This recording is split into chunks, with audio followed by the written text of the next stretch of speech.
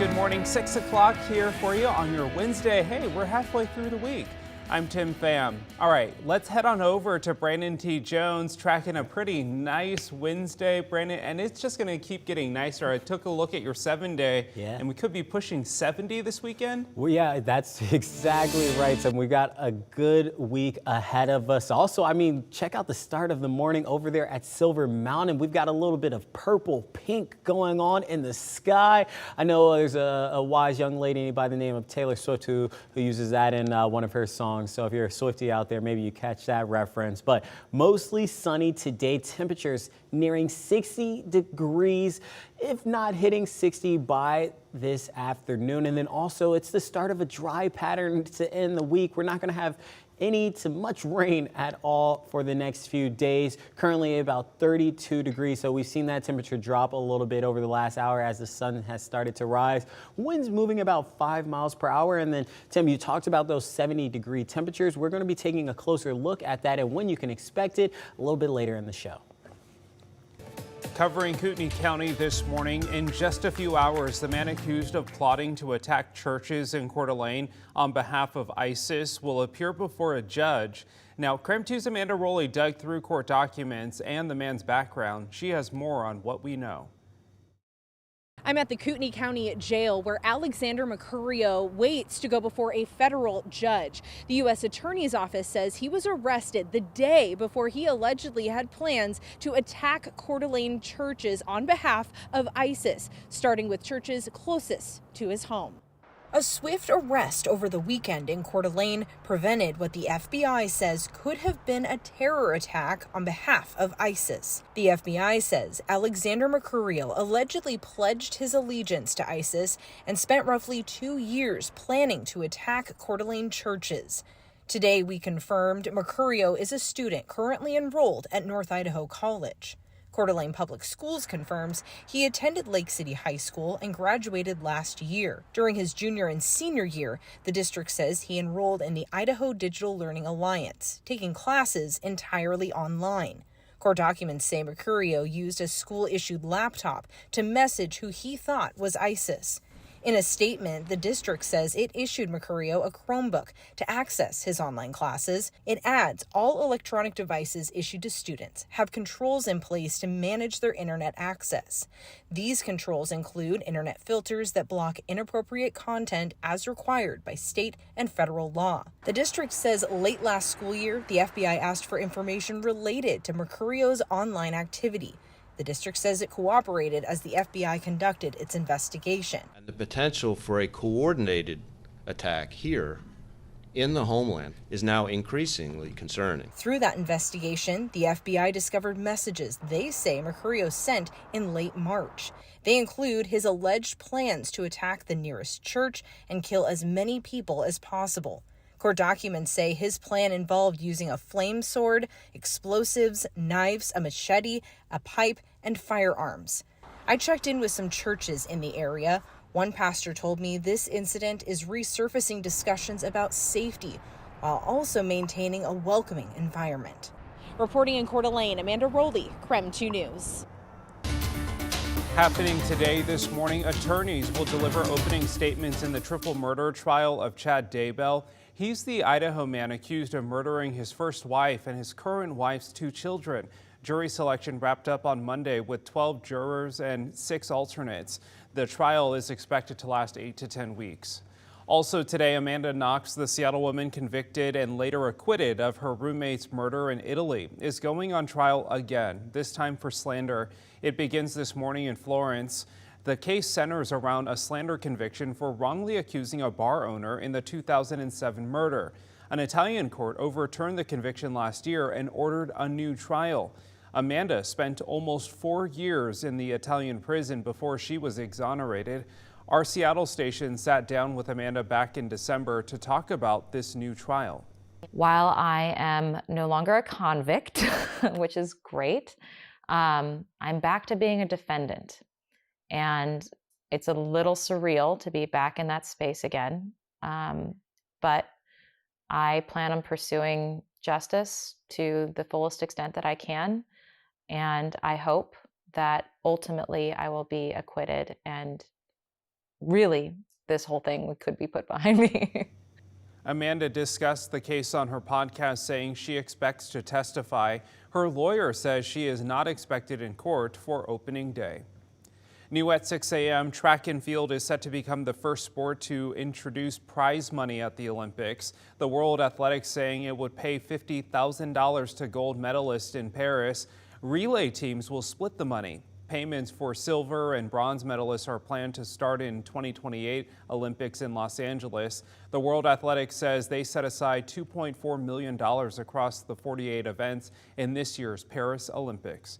So this brings us to our wake-up call question of the morning. We want to know, do you think Olympic athletes should be paid if they win? You can text us at the number 509-448-2000 or use the hashtag #UpWithKREM on social media. We'd love to hear your thoughts.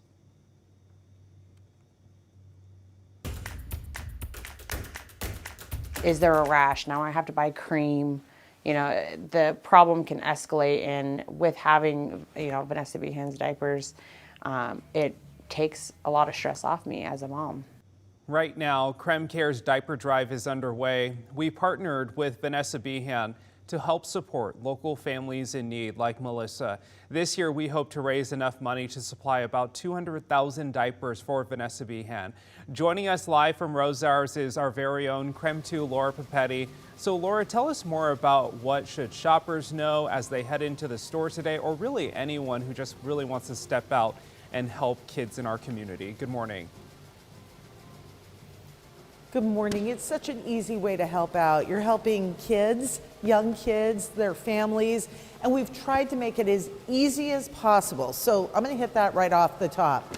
Couple of ways you can give, and that's including coming to any area Rosars and picking up a KREM Cares diaper bag. These are $10 bags, and they represent a week's worth of diapers and wipes. And people ask me all the time, well, why are they so light? We don't put the diapers inside anymore. We have the diapers sent directly over to Vanessa Behan once the KREM Cares diaper drive is over. Let's talk about need. About one in every 3 families needs some help at some point with diapers. And it's really related to cost for so many families. It's anywhere between $70 and $100 minimum per month per child to keep them in fresh, clean diapers all the time. And so that's a lot. And right now, people just may not have that. And so it's choosing between food and diapers, gas and diapers. And we don't want that for any local family. And talking about impact, the need is so great. They gave out about 364,000 diapers last year at Vanessa Behan. That's amazing. And we're going to be a major part in making sure they have those diapers this coming year, because we've been talking to parents over the last several weeks as we prepare for the KREM Cares diaper drive, and they say just being able to take care of your child, put them in fresh, clean diapers, makes all the difference. The best time for me personally is just out of a bath. They're fed at dinner, you go give them a nice warm bath, get them cleaned up in a fresh diaper, and they lay down and fall asleep, and it's a nice break, and it's a breath of air finally at the end of a long day.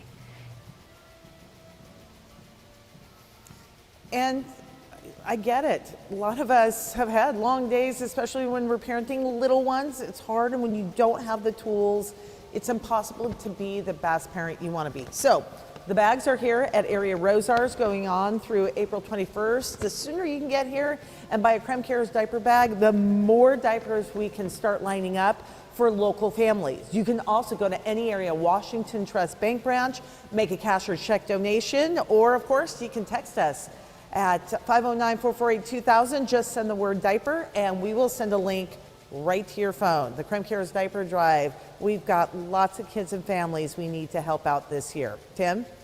Laura, and when I think about the $10 price point, that is so reasonable. That is that goes a lot further because of our partnerships. You think about if you went to go buy some diapers now, you'd be spending more than $10. Well, like we were saying, I mean, think about it. When you're talking more like $100 a month, okay, if that's what you're spending, you're saying about $25 a week. Well, Rosars is helping us do it for $10 for about a week worth of diapers and wipes. I don't do math, as you know, Tim. I don't know how they're making that work happen. They're getting us such a good deal. They're using, like you said, their ability and connections.